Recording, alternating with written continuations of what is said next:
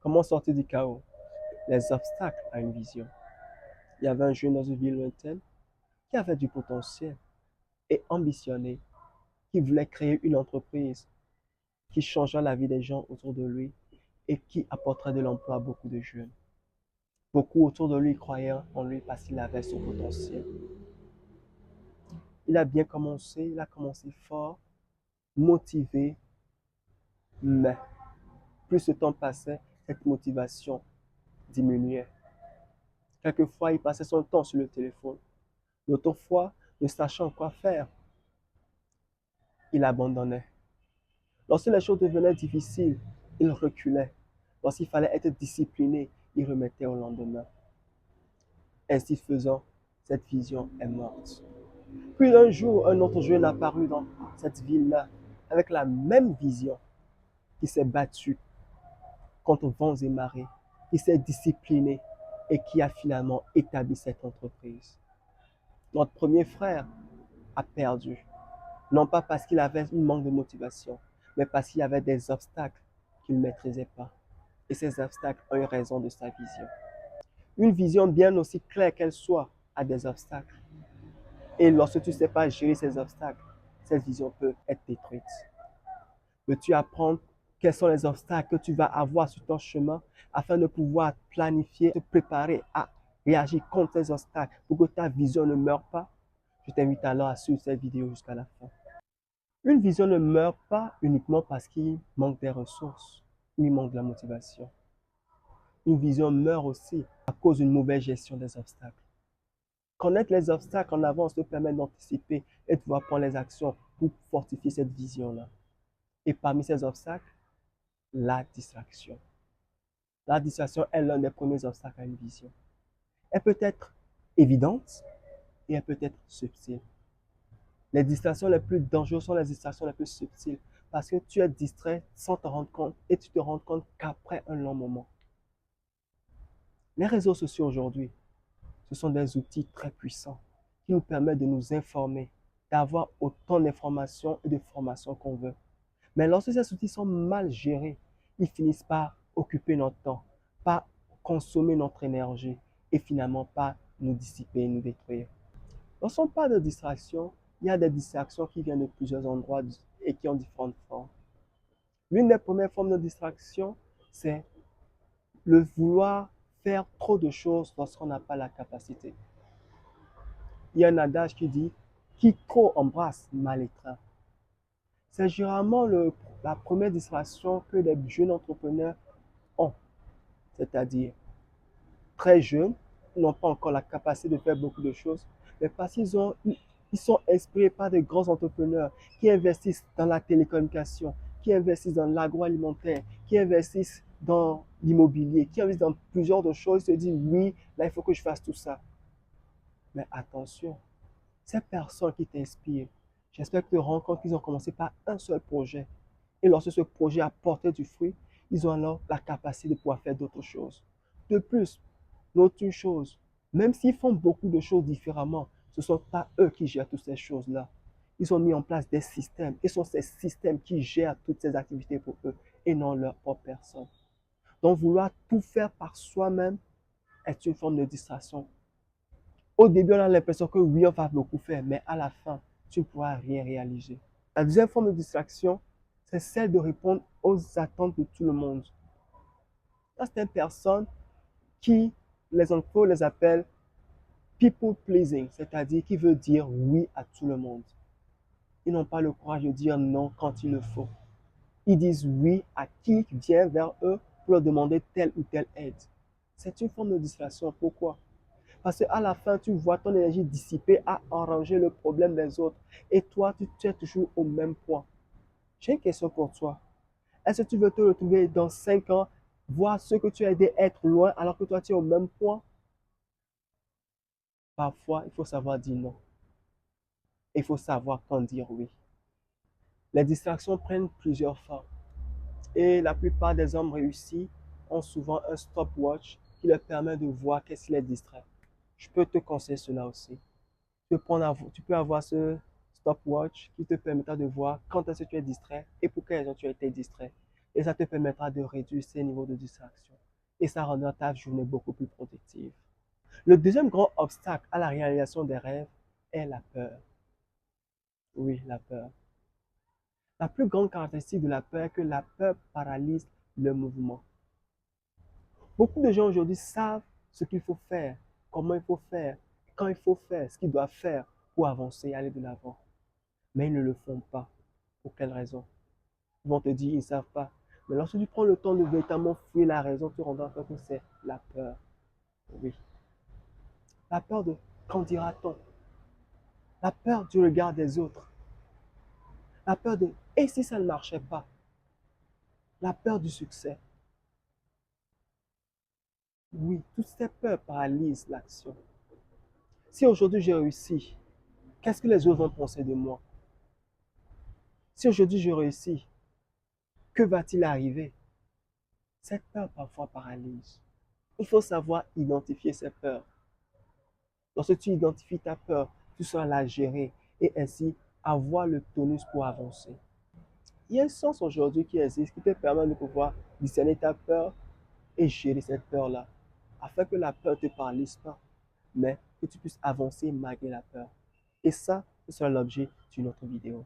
Le troisième obstacle à la réalisation des visions est le manque de structure.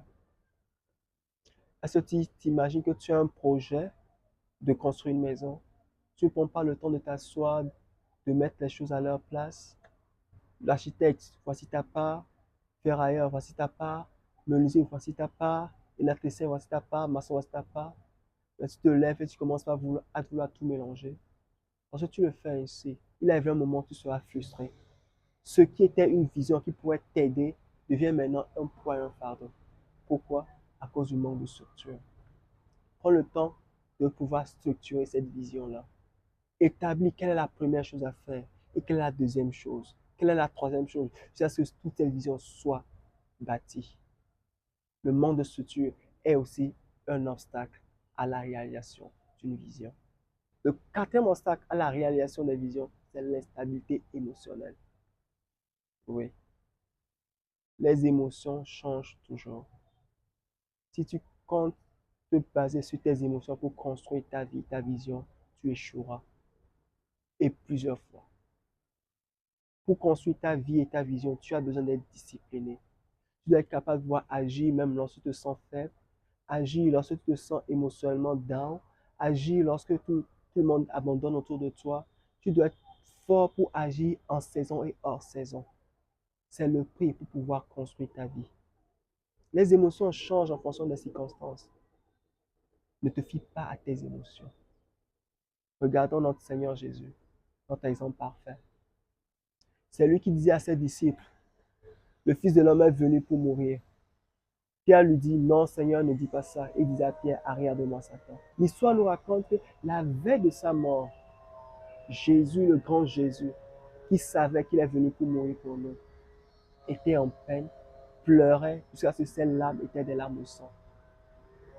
Il disait à Dieu, Dieu, s'il était possible, que cette coupe s'éloigne de moi. Jésus qui savait qu'il était là pour mourir, mais au point de la mort, était sur le point d'abandonner cette vision-là. Mais il s'est dépassé pour pouvoir aller à la croix pour toi et moi. Donc parfois pour réaliser ta vision, tu as besoin de te dépasser. Dépasser tes sentiments et tes émotions pour accomplir ta vision. Dieu a dit à Josué d'être fort et courageux. Être fort et courageux ne veut pas dire qu'il n'y aura pas d'obstacles ou d'adversité, mais c'est la capacité d'agir malgré ces obstacles. Le prochain obstacle qu'on verra, c'est l'impatience. Oui, l'impatience est un obstacle à la réalisation des visions. Aujourd'hui, nous sommes dans une génération où tout va très vite. Nous sommes, nous sommes habitués et nous attendons à avoir les choses en un clic. En un clic, la page doit s'ouvrir. En un clic, l'argent doit arriver. En un clic, ceci, en un clic, cela. Sauf que dans la vie, certaines choses n'arrivent pas en un clic.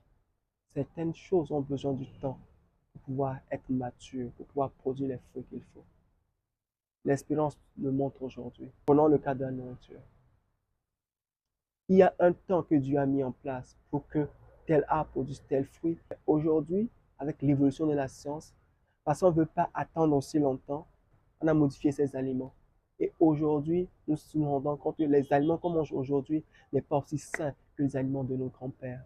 Pour quelle raison? Parce qu'on a voulu accélérer le résultat. Accélérer le résultat a ses revers. Une vision, lorsqu'elle a besoin d'aller loin, a besoin du temps. Un temps pour avoir une bonne fondation, être bien établi pour pouvoir avancer.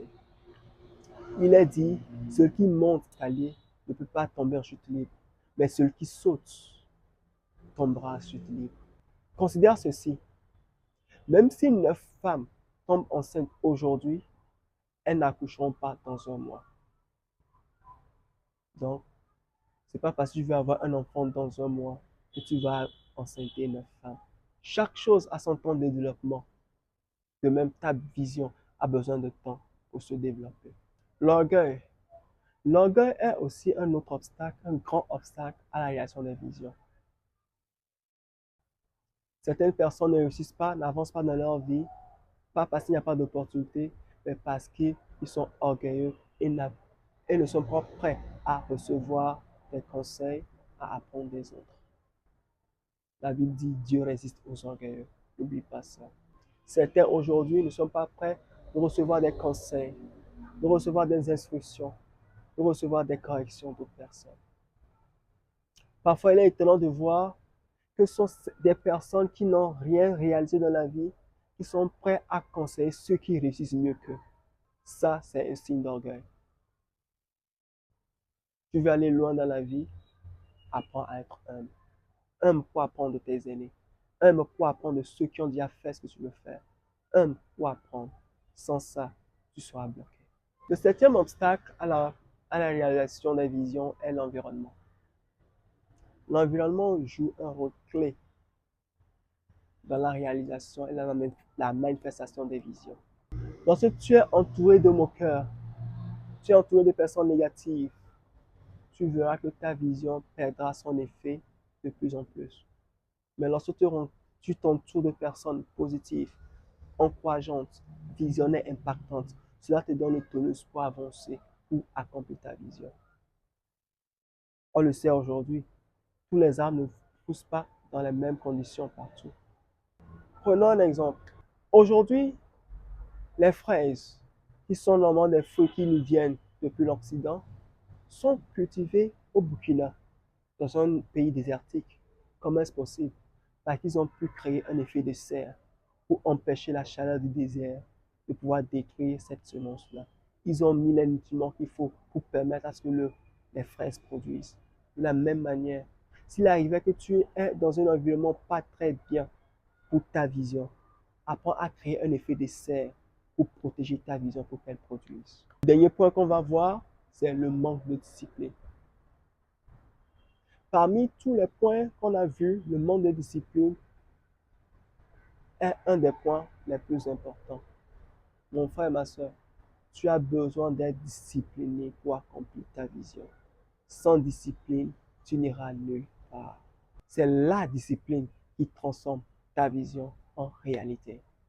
En conclusion, une vision aussi grande qu'elle soit, à elle seule ne suffit pas. Beaucoup autour de nous ont des grandes visions, mais qui ont échoué. Pour quelle raison? Parce qu'ils n'ont pas su gérer les obstacles qui arrivent lors de la manifestation d'une vision. Ils n'ont pas su gérer la distraction. Ils n'ont pas su gérer la peur. Ils n'ont pas su gérer leurs émotions. Ils n'ont pas pu gérer l'environnement dans lequel ils sont. Ils n'ont pas pu gérer leur impatience. Mon frère, ma soeur, tu veux que ta vision s'accomplisse? Prends le temps. Pose-toi des questions honnêtes. Dans le monde où tu es actuellement, quel est l'obstacle que tu traverses actuellement? Est-ce la peur qui te paralyse? Est-ce la distraction qui prend tout ton temps et tu n'as plus à te concentrer sur ton projet? Ou est-ce l'environnement? C'est quoi exactement l'obstacle que tu traverses aujourd'hui? Prends le temps de discerner cet obstacle et de prendre les actions qu'il faut afin que ta vision s'accomplisse. Si cette vidéo t'a été utile, fais un like là, partage à un frère ou à une soeur qui en aura besoin. On se voit à une prochaine fois. Shalom, shalom.